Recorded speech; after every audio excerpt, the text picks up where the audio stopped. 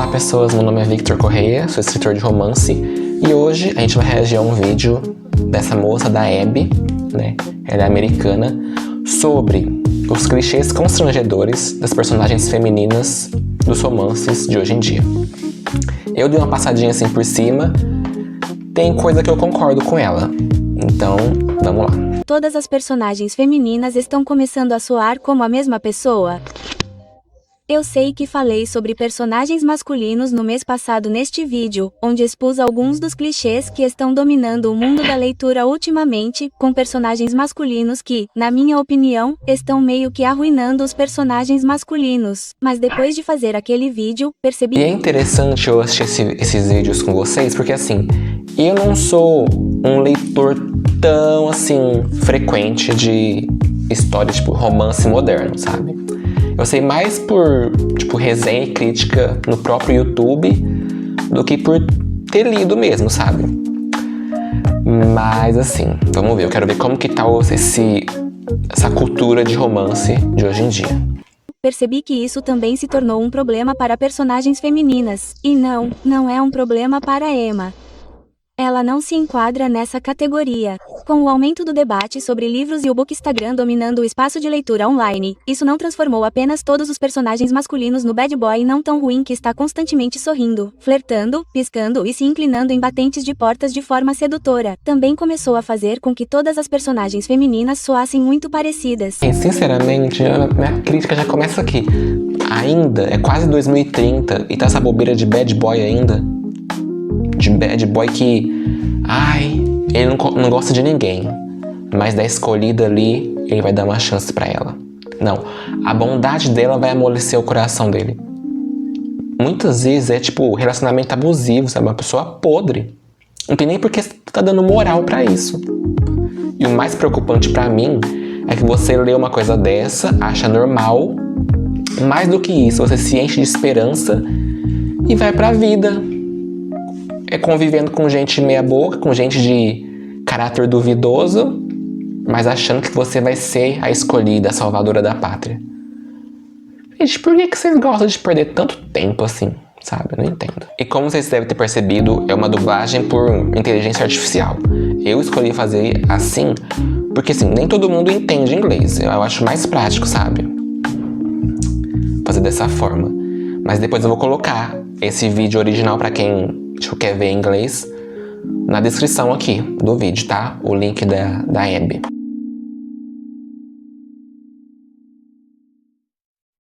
Só que no caso das personagens femininas, não se trata tanto de torná-las atraentes e atraentes, mas sim de torná-las fortes e poderosas, o que, se você me conhece, sabe que tenho muito a dizer sobre esse assunto. Então, neste vídeo, vamos analisar o que são esses clichês.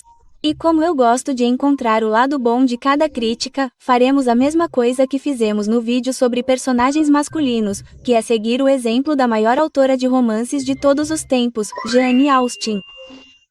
Vamos nos perguntar a cada clichê literário, o que Jane faria? O primeiro clichê irritante é a energia masculina competitiva. Na minha opinião, essa é a coisa mais problemática sobre o clichê da personagem feminina forte. Não é que as mulheres não possam ser tão fortes e corajosas quanto os homens. Claro que podem ser. O problema está em pensar que a força tem que ser exatamente a mesma para as mulheres e para os homens. Escuta o que eu tenho a dizer. Eu adoro personagens femininas realmente fortes. Como até mesmo as rainhas guerreiras duronas e abertamente fortes que entram na batalha brandindo uma espada ou uma arma e conseguem se defender em uma situação de combate corpo a corpo. Algumas coisas aqui. Essa bobeira de energia masculina e feminina pra mim já deu. Porque é tipo comportamento. Não tem nada de, energia masculina, vai pra academia, malhar pra ativar sua energia masculina. Ou seja mais competitiva pra ativar sua energia masculina. Gente, é comportamento social. Ponto. Para de ser trouxa. E realmente, esse negócio de, sei lá, desde a época de Jogos Vorazes e tal, né? Que criou essa coisa que a protagonista forte, quando fala protagonista forte, ela tem que ser forte tipo igual um homem. Até eu já escrevi muitas vezes protagonistas desse gênero, tá? Que ela tem que ser mais forte do que um homem pra ser realmente uma protagonista forte. Não tem nada a ver isso. Uma força de uma pessoa é mostrada de várias maneiras. Pode ser força moral, força emocional, sabe? Acho que já caiu no desuso já. Sabe o que eu acho interessante também? Por exemplo, vamos fazer uma protagonista feminina forte. A gente pensa no quê? Comprar ela um homem, a força de um homem. Mas quando você fala assim, vamos fazer um protagonista masculino forte, não se compara com ela, entendeu? Então quer dizer que a força é só do homem, entendeu? Eu quero dizer, é uma coisa muito estranha. Acho isso incrível. No entanto, não acho que todas as personagens femininas tenham que adotar energia masculina para serem percebidas como fortes. E por energia masculina, estou falando daquela garota que simplesmente não suporta quando os garotos a vencem em nada. Sabe, aquela que sempre tem que provar o quão forte e durona ela é, indo mais rápido e mais longe e se esforçando em cada coisa que faz e dizendo: toma essa, garotos. É como uma energia desesperada e frenética no modo de sobrevivência. Agora, isso não quer dizer que personagens femininas não possam ser fortes e competitivas, porque é claro que elas podem ser. Mas eu percebi que, com o surgimento de personagens femininas fortes na ficção, parece que se ela não estiver fazendo tudo o que os meninos fazem e melhor do que eles, ela não é mulher o suficiente.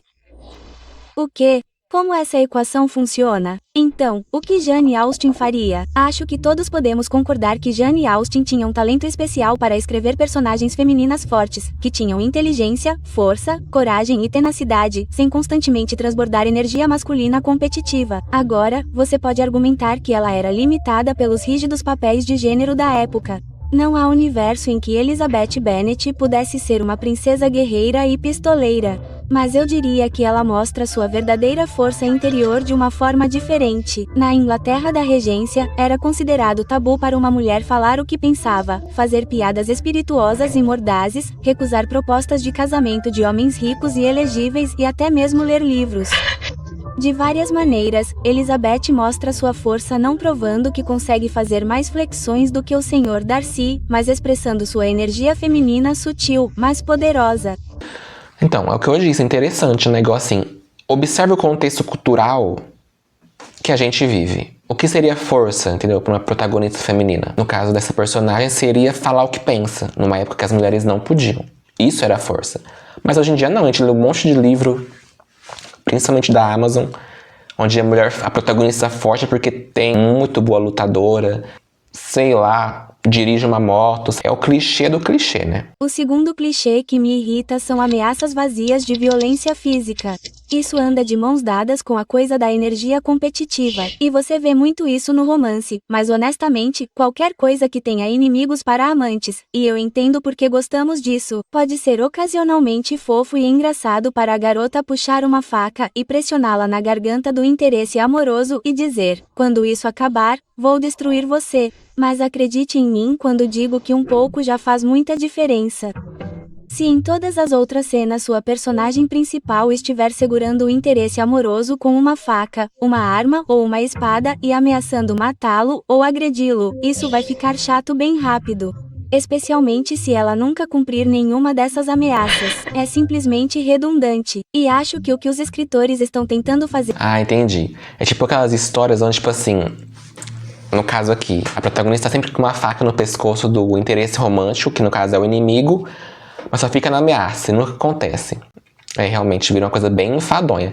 Mas, gente, só de observar esse vídeo, eu já estou repensando algumas histórias que eu estou escrevendo, sabe? Porque realmente eu acho... Ainda bem que eu assisti isso antes. Pra ir assim, não lança um romance que é clichê, porque, olha... Uma boa reflexão, tanto pra quem é leitor, tanto pra quem escreve. Não acho que seja preciso colocar uma faca na garganta para criar tensão romântica entre inimigos ou rivais. O que Jane Austen faria? Vamos encarar os fatos. Jane era mestre em criar tensão romântica sutil, tudo isso sem que um personagem apontasse uma faca para o outro.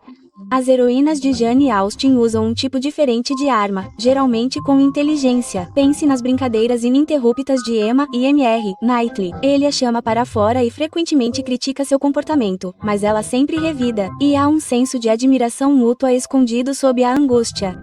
Ou Elizabeth e Darcy discutindo verbalmente sobre suas opiniões divergentes durante uma saborosa proximidade forçada de uma dança de salão. Ainda há muita tensão, angústia e, às vezes, raiva genuína, mas é muito mais intelectual e, portanto, mais delicioso.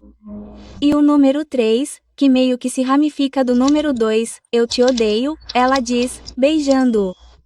Essa é uma citação real de literalmente todos os livros de romance que já li.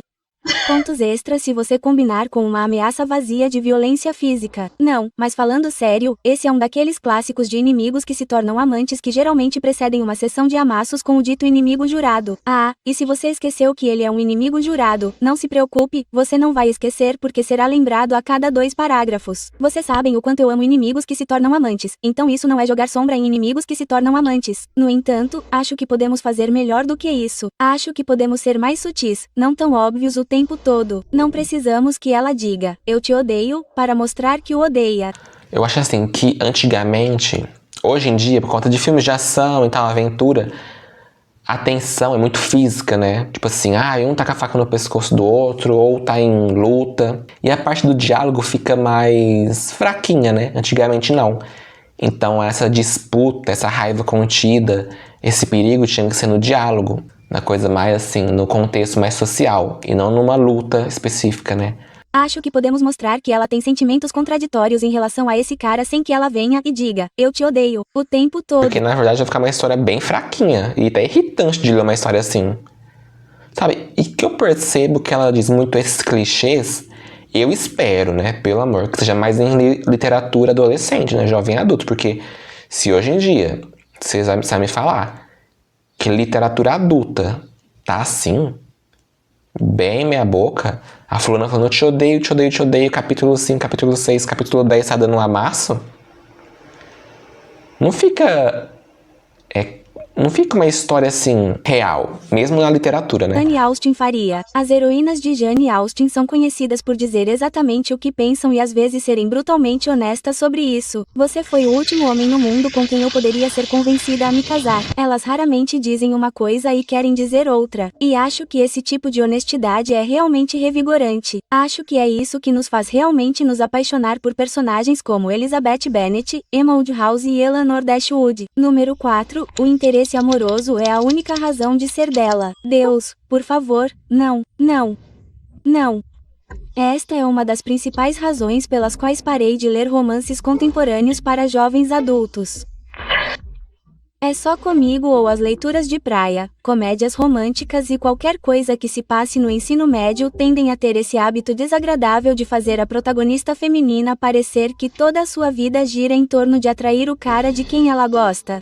Talvez seja eu. Talvez eu tenha superado todo o drama do ensino médio, romantizando esse cara que é tão ruim para mim, mas eu o amo muito. Ai meu Deus, tudo que eu quero é que ele olhe para mim e perceba que eu existo, mesmo que ele seja um idiota total e eu não devesse estar... Então, aqui eu já entendo. Se é realmente um livrinho adolescente, a gente sabe que na adolescência, não acontece nada, é escola e namoro, né? Então, eu não vejo tanto problema assim em livros assim. Agora, literatura adulta, onde a protagonista só pensa nele. Tipo assim, não tem vida fora isso. Se tem uma vida meia boca e ele traz aquela aventura, aquela loucura, fica preocupante, né? Bem preocupante. E principalmente que ela vai falar aqui. Se é aquele famoso bad boy de índole duvidosa, aí piorou. Porque, assim, romantizar relacionamento abusivo ninguém merece. A gente veio de uma época, gente, que já era normalizado. Ninguém falava sobre. Aí teve essas coisas de relacionamento tóxico, abusivo. Meio que teve um esclarecimento, entre aspas. Mas a literatura agora tá voltando atrás, então tá falando que isso é romântico de novo. Então, o que Jane Austen faria? A personagem mais próxima desse tropo no mundo de Jane Austen é Marianne Dashwood de Razão e Sensibilidade. Marianne rapidamente se torna obcecada por Willoughby, que na verdade não é bom para ela, mas ela não é aquela que fica parada implorando para ser notada.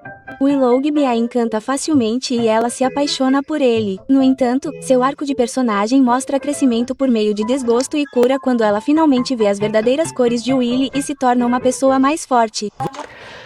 Eu acho também assim, se você é uma leitora que se identifica com uma protagonista que não tem profundidade, não tem conflito moral, ela é rasa, então assim, há chances de você também. ser uma pessoa rasa é, assim, é bem grande. Porque, querendo ou não, semelhante vai atrair semelhante. Se você gosta de livros que romantizam gente podre, mas que a personagem é a salvadora da pátria, que vai mudar ele, então, querida, isso fala mais de você do que do escritor que escreveu o livro. Porque escrever e publicar, qualquer um pode. Mas se você continua só lendo livros desse tipo e gostando de bad boy, então você não pode reclamar. Quando as suas relações começarem a dar errado, você só se atrair por gente que não presta, por gente que te deixa na mão, para e pensa. Não o que você está fazendo de errado. Vai para os livros que você está lendo. Aí talvez seja um espelho da sua vida, né? E, finalmente, o tropo número 5, a melhor amiga é inteligente que não tem vida própria. Essa aqui é um pouco excêntrica. Sei que não se aplica à personagem principal, mas é algo que me irrita pessoalmente toda vez que vejo. Sabe aquela amiga para quem a protagonista está sempre ligando ou mandando mensagem quando tem um dia ruim? Aquela que larga tudo na vida porque aparentemente não tem mais nada para fazer na vida. Ela é sempre convenientemente solteira, sem filhos e sempre emocionalmente sintonizada com os problemas internos da personagem principal. Então, o que Jane Austen faria? Uma das personagens mais icônicas e inteligentes das obras de Jane Austen é Charlotte Lucas, de Orgulho e Preconceito. Ela é pragmática, espirituosa, inteligente e uma amiga leal de Lizzie, mas ela tem seu próprio objetivo de vida, segurança, e ela faz uma escolha controversa para alcançá-lo ao se casar com o Sr. Collins. Não havia razão terrena pela qual eu não deveria ser tão feliz com ele quanto qualquer outra pessoa, mas ele é ridículo. Ah, silêncio. Nem todos nós podemos nos dar ao luxo de ser românticos. Charlotte é mais do que uma companheira agradável porque suas escolhas de vida desafiam a visão de mundo de Liz. Lizzie não consegue acreditar que sua melhor amiga se casaria com o Sr. Collins apenas para ter um lar confortável e proteção, mas isso não destrói a amizade delas. A dinâmica delas muda um pouco, mas Charlotte continua lá para Lizzie, e Lizzie é sempre uma amiga que a apoia. É interessante isso também, porque muitas vezes nossas amizades a gente não vai conseguir compreender totalmente a escolha do outro. Mas se a gente realmente gosta da pessoa, a gente consegue superar isso. E esse é o tipo de relação, de amizade que teria que ter mais nos livros, sabe? Não só um personagem ali só pra ter o cargo da melhor amiga, ouvir desabafo, sabe? E eu vou deixar o vídeo dessa moça, vou deixar o vídeo dela aqui embaixo pra quem quiser ver. Espero que vocês tenham gostado do vídeo. Curta, comente aqui embaixo. Se inscreve também, porque vai ter bastante coisa chegando por aí. E é isso. Tchau.